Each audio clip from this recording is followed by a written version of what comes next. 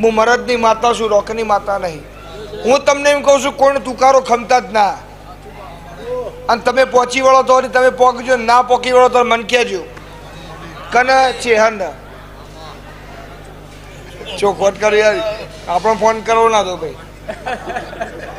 બરાબર શું કે આપણે બધું મેળ દીધું.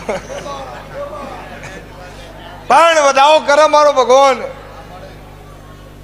હતા હતા વખો કાઢનારી માતા છું. કદાચ કરોડની બેગ લઈને બેસી ગયો હોય ને, એમ કે મારા તો આવન તો મન વગર ના જવું. આ જેના જોડે મન હોય ને એના ઘેર વગર બોલાવી જવું, હું માતા છું.